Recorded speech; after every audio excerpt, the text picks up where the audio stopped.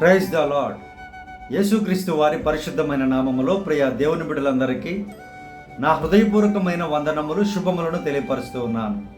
ఈ దినకాలపు దేవుని వాగ్దానము సామెతల గ్రంథము 22వ అధ్యాయము 22-23 వచనములు.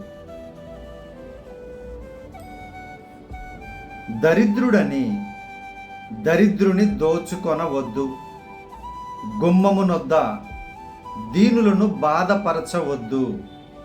యెహోవా వారి పక్షమున వ్యాజ్యమాడును. ఆయన వారిని దోచుకొను వారి ప్రాణమును దోచుకొనును. ప్రియమైనటువంటి దేవుని బిడ్డలారా, దేవునిని ఎరిగినటువంటి వారు, దేవునిని వెంబడించేటువంటి వారు చేయవలసిన ఒక ప్రాముఖ్యమైన విషయాన్ని ఈ లేఖనాలు తెలియపరుస్తూ ఉన్నాయి. అలాగే చేసినటువంటి వారికి దేవుని యొక్క దీవెనలు ఎలా ఉంటాయో తెలియపరుస్తుంది. ప్రియ దేవుని బిడ్డలారా, దరిద్రమైనటువంటి పరిస్థితిలోనికి కొన్ని సమయాలలో మానవ జీవితము వెళుతూ ఉంటుంది. మనం యోబు గారిని చూసుకున్నట్లయితే భయంకరమైనటువంటి దరిద్రంలోనికి ఆయన వెళ్ళిపోయారు. జాగ్రత్తగా ఆలోచించండి. అటువంటి వారిని కూడా దోచుకునేటువంటి భయంకరమైన మనస్సు కొంతమందికి ఉంటుంది. అలాగే దీనులను దోచుకునేటువంటి, దీనులను హింసించేటువంటి, దీనులను ఇంకా అణగదొక్కేటువంటి మనస్సు కొంతమంది కలిగి ఉంటారు.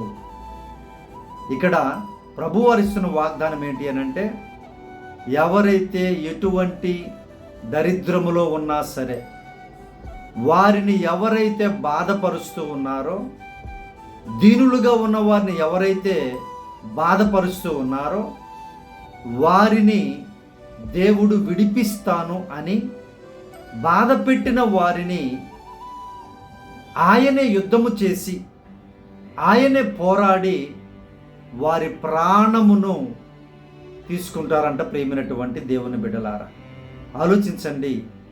దేవుని యొక్క పరిశుద్ధమైన జీవితంలో నీవు ఒకప్పుడు దరిద్రముగా ఉండి ఈరోజు బాగా ఉండొచ్చు, ఈరోజు లక్షల కోట్లు సంపాదించవచ్చు, ఈరోజు గొప్ప పొజిషన్లో ఉండొచ్చు.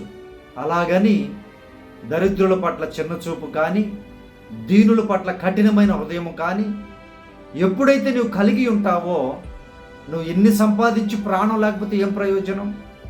దేవుడు అనేది అదే. అక్కడ యేసయ్య ఏమంటున్నారంటే, వారి పక్షమున నేను యుద్ధము చేస్తాను. వారిని దోచుకొని వారిని ఆయన దోచుకోవడం కాదు, దోచుకొని వారి ప్రాణమును ఆయన దోచుకుంటారంట. ప్రియ దేవుని బిడ్డలారా, ఆలోచించండి. దీనుల పట్ల ఎప్పుడు కూడా కఠిన హృదయాన్ని కలిగి ఉండకండి. వాళ్ళు దీనులుగా జీవిస్తూ ఉంటే, బ్రతుకుతూ ఉంటే వారిని హేళన చేయకండి. దీనముగా బ్రతుకుతూ ఉంటే వారిని ఇంకా అణగదొక్కాలని, వారేమి తిరిగి మాట్లాడట్లేదులే అని, వారేమి చేయట్లేదులే, వారికి శక్తి లేదులే అని నీవింకా ఒకవేళ రెచ్చిపోతూ ఉంటే, సర్వ సృష్టికర్త అయిన దేవుడు యుద్ధము చేస్తారంట. జాగ్రత్త ప్రియమైనటువంటి దేవుని బిడ్డలారా. ఆయన ప్రాణమునే దోచుకుంటే ఇక జీవితం వ్యర్థము కదా. మీరు చేసిందంతా వ్యర్థమే కదా. మీరు ఉన్నప్పుడు ఒకలాగా, లేనప్పుడు ఒకలాగా బ్రతుకుతూ ఉంటే వ్యర్థమే కదా. ఇప్పటికైనా ఆలోచించండి. ప్రభు వారు ఇస్తున్న వాగ్దానం ఏంటంటే, ఈ వాగ్దానం చూసినటువంటి మీ జీవితాలలో ప్రియ దేవుని బిడ్డలారా, ఏ పరిస్థితిలోనైనా సరే దీనముగానే జీవించండి, దీనులుగానే ప్రవర్తించండి. మీకు ఇస్తున్న వాగ్దానము, మీ పక్షమున నేను వ్యాజ్యమాడతాను, యుద్ధము చేస్తాను. ఎవరైతే మిమ్మల్ని దోచుకుంటూ ఉన్నారో, మీకు రావాల్సిన పేరు కావచ్చు, మీకు రావాల్సిన డబ్బు కావచ్చు, మీకు రావాల్సినటువంటి భూమి కావచ్చు, మీకు రావాల్సినటువంటి వసతులు ఏదైనా సరే, ఎవరైతే మిమ్మల్ని దోచుకుంటూ ఉన్నారో వారందరితో దేవుడు యుద్ధము చేసి మీకు విజయాన్ని ఇస్తాను అని వాగ్దానం ఇస్తున్నారు. ప్రియమైనటువంటి దేవుని బిడ్డలారా, కాబట్టి భయపడకండి, దిగులు పడకండి. ఎన్ని సంవత్సరాలు అయిపోయింది నా పరిస్థితి ఈ విధముగా దీనత్వములో, ఎన్ని ఎన్ని సంవత్సరాలు అయిపోయింది నా పరిస్థితి ఈ విధముగా భయంకరమైన స్థితిలో, ఇదేనా నాకు దరిద్రమేనా, నాకు ఇంక లేమి లేదా అని ఒకవేళ బాధపడుచు ఉంటే, ప్రేమినటువంటి దేవుని బిడ్డ, ప్రభు నీతోనే మాట్లాడుచు ఉన్నారు. ధైర్యముగా ఉండు, యుద్ధము చేసేదానికి సమయం ఉంటుంది, సమయము దగ్గరలో ఉంది, సమీపంలో ఉంది. ఆయన యుద్ధము చేస్తారు నీ కొరకు. నిన్ను నిలువబెట్టి నిన్ను దోచుకుని వారందరినీ కూడా ఆయన వారి ప్రాణమును దోచుకుంటారంట. ప్రియ దేవుని బిడ్డ, ఇంత భయంకరమైనటువంటి తీర్పు దేవునిది. ఆయన ఎంత ప్రేమ కలిగినటువంటి దేవుడో, ఆయన మాట వినకపోతే, అన్యాయము చేస్తే, అక్రమముగా జీవిస్తే ఆయన అంత ఉగ్రుడైపోతాడని జ్ఞాపకం చేస్తుంది ఈ వాగ్దానం. ప్రియ దేవుని బిడ్డ, కాబట్టి దీనులారా ఏం బాధపడకండి, ధైర్యంగా ఉండండి. దేవుడు మీ పక్షాన యుద్ధము జరిగించబోతున్నారు.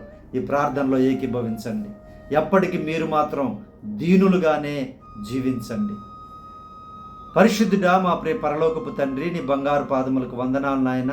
ఈ వాగ్దానం చూస్తున్నటువంటి బిడ్డలను అయ్యా మీరు జ్ఞాపకం చేసుకొని, వారికి ఉన్న ప్రతి కష్టమును, వారికి ఉన్నటువంటి ప్రతి నాయన పరిస్థితిని అయ్యా బాగు చేసి ఆశీర్వదించమని ప్రార్థిస్తున్నాను.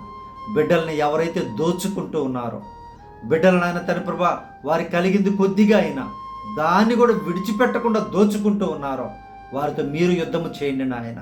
మీరే సహాయము చేసి మీ బిడ్డలకు విడుదల కలిగించి ఆశీర్వదించమని ప్రార్థిస్తున్నాను. అయ్యా ఈరోజు జన్మదినం జరుపుకుంటున్న బిడ్డలను దీవించండి. పెళ్లి రోజులు జరుపుకుంటున్న కుటుంబాలను ఆశీర్వదించండి. గాయపడిన కుటుంబాలను, దరిద్రములో ఉన్న కుటుంబాలను మీరే ఆదుకోమని ప్రార్థన చేస్తున్నాం నాయన. ఆదరించమని ప్రార్థిస్తున్నాం నాయన. ఈ దినకాలం ప్రయాణాలను దీవించండి ప్రభువా. బిడ్డల ప్రయత్నాలను సఫలపరచండి అయ్యా. ఉద్యోగాలు లేక యవ్వన బిడ్డలు అనేక మంది నాయన తప్పుడు మార్గంలోనికి వెళ్ళిపోతూ ఉన్నారయ్యా. సహాయము చేసి బిడ్డలకు మంచి ఉద్యోగాలు దయచేయండి నాయన. గర్భఫలములు అనుగ్రహించండి ప్రభువా.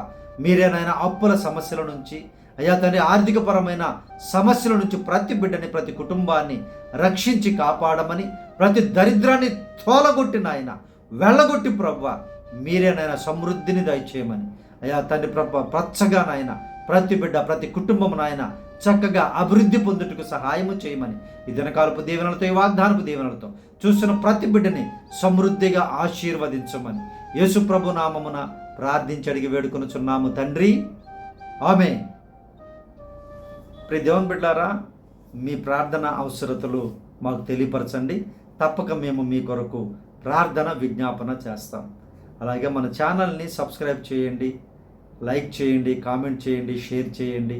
ప్రియ దేవుని బిడ్డలారా, దేవుని యొక్క పరిశుద్ధమైనటువంటి వాగ్దానములను అనేకులకు పంపించడం ద్వారా వారు కూడా బలపరచబడతారు, వారు కూడా దేవునిలో ఆత్మీయముగా ఎదుగుతారు. ప్రియ దేవుని బిడ్డలారా, praise the Lord. God bless you all.